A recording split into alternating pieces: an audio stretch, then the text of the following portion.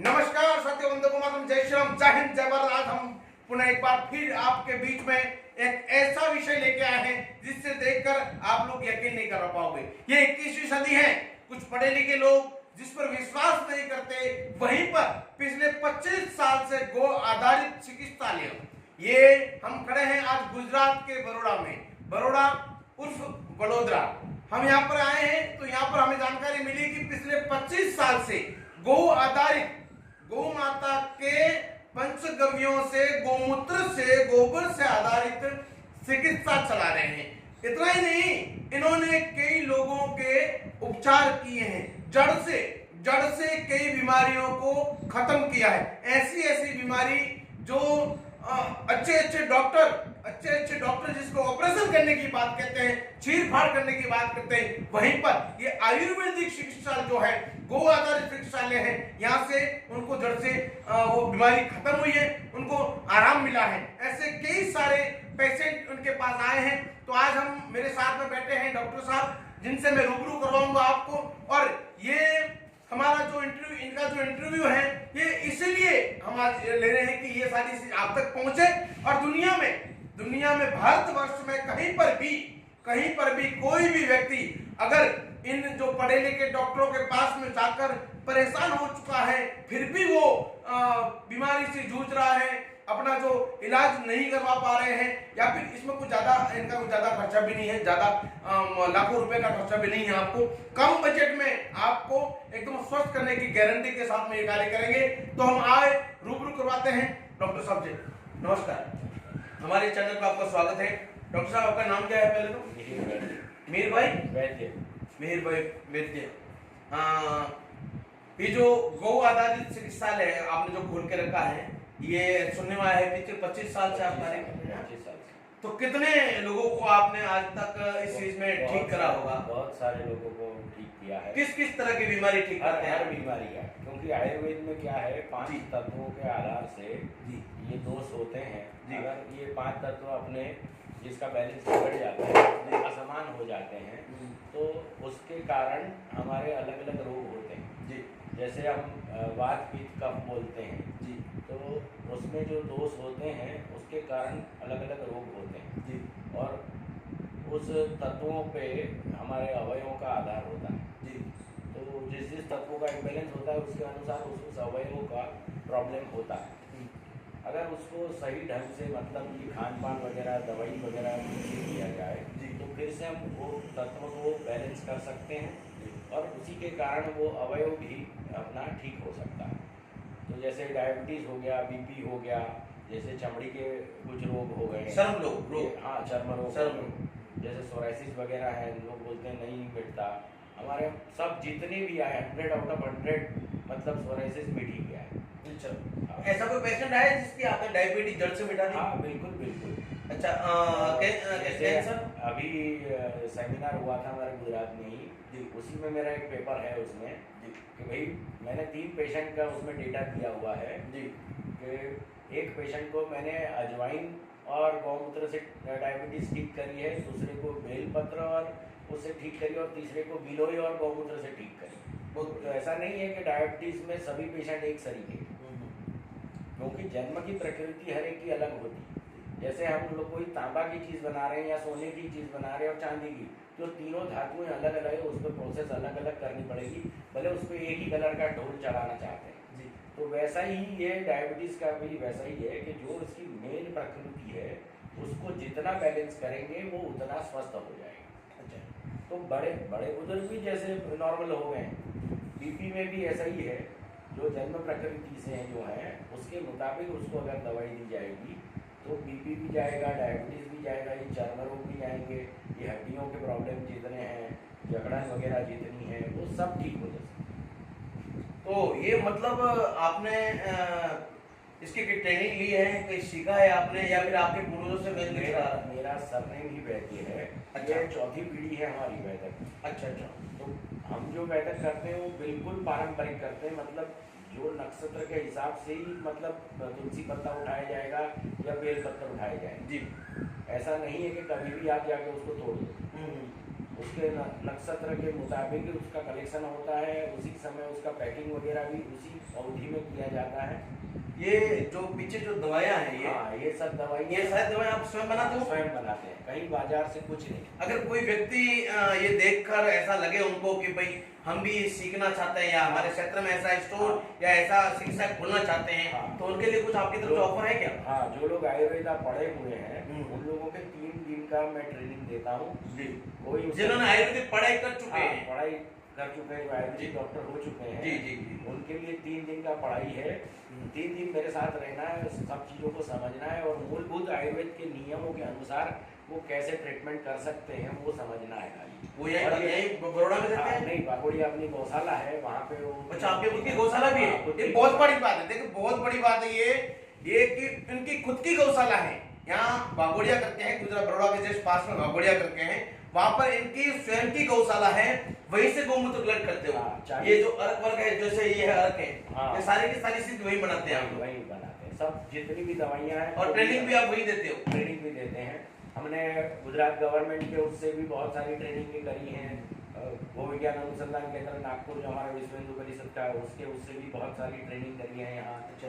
फिर अपना जो वर्धा में गवर्नमेंट का, वर्धा महाराष्ट्र? वर्धा महाराष्ट्र जी, में जी। जो गवर्नमेंट का ट्रेनिंग सेंटर है उसकी भी बहुत सारी ट्रेनिंग। आपने कभी राजस्थान के पथमेड़ा? राजस्थान पथमेड़ा दर्शनानंद जी महाराज से भी हमारे बहुत संपर्क हैं, और उनके वहाँ वो श्याम जी वगैरह, तो उनसे भी हम साथ में ही ट्रेनिंग, वहाँ नागपुर वो आए थे, वहाँ ट्रेनिंग किए थे उनको।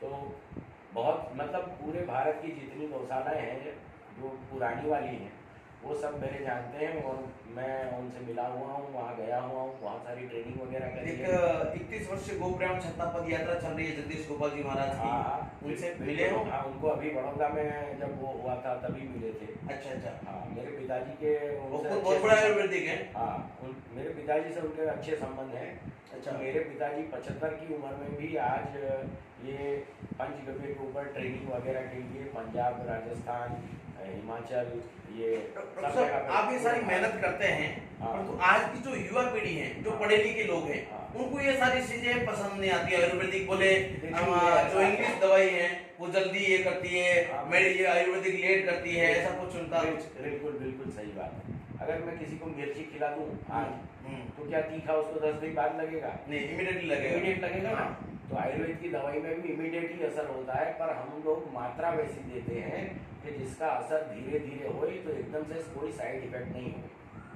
ये खाली विज्ञान है, ये सच्चाई ये है। अच्छा। आयुर्वेद का देर से इफेक्ट होता है ऐसा नहीं है, क्योंकि हमको मूल से रोग को निकालना है, उसके तत्वों को बैलेंस करना है, जड़ से निकालने के हाँ, लिए। इसीलिए हम 1.5 ग्राम या 3 ग्राम प्रति एक डोज का डोज होता है। मतलब पूरे दिन में कोई वनस्पति ज़्यादा से ज़्यादा दी जाएगी तो वो 6 ग्राम की मात्रा में दी जाएगी, उससे ज़्यादा नहीं दे नहीं सकते। दे नहीं सकते आयुर्वेद के नियम अनुसार।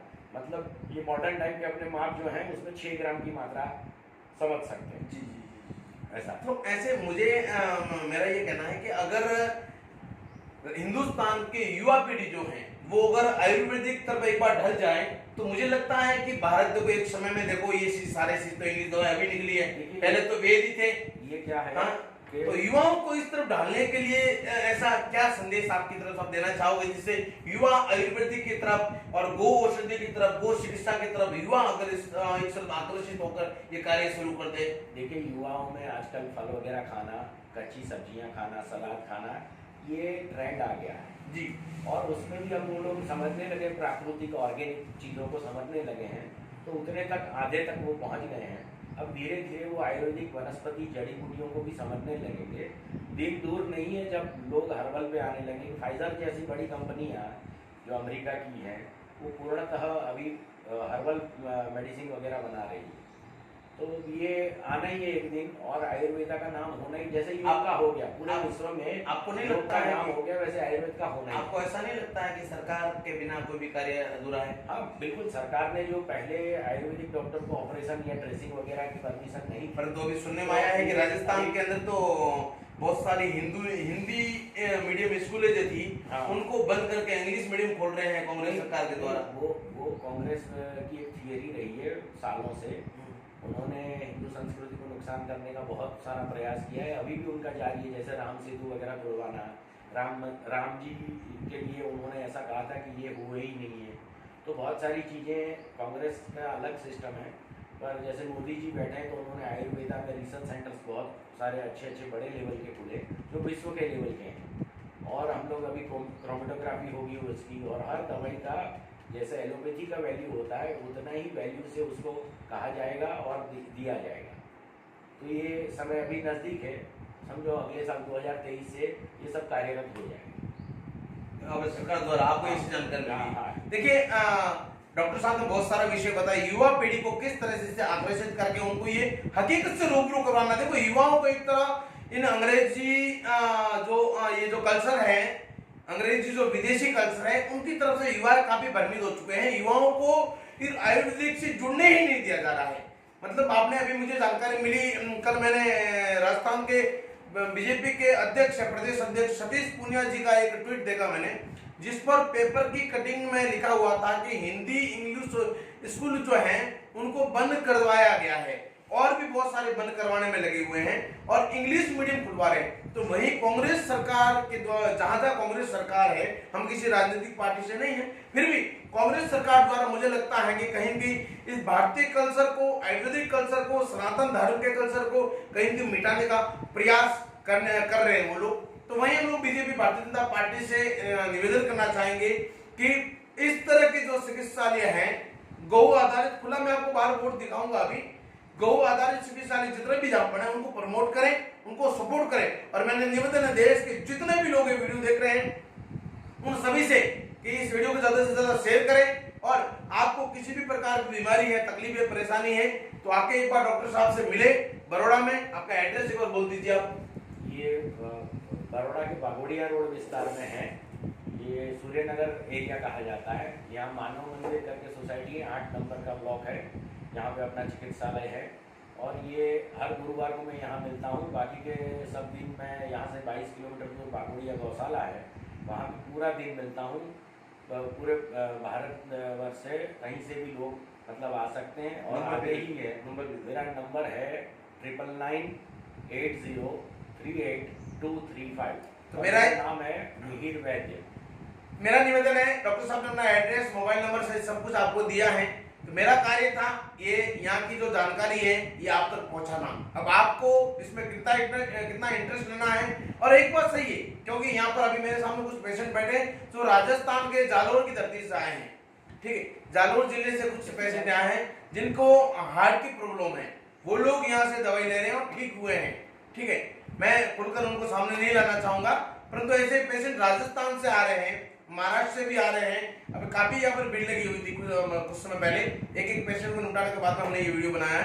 तो आप लोग भी अगर किसी भी परेशानी से, किसी भी पीड़ा से, बीमारी से अगर ग्रस्त हो, दुनिया भर में घूमकर आ चुके हो, कहीं पर भी अगर आपका इलाज नहीं हुआ हो तो एक बार आए, इनको मौका देके मुझे विश्वास है कि आपकी बीमारी ठीक हो सकती है। अब मैं आपको इनका जो दवाइयों का जो ये वो केंद्र है वो मैं आपको दिखाने जा रहा हूँ। आइए एक बार देखिए,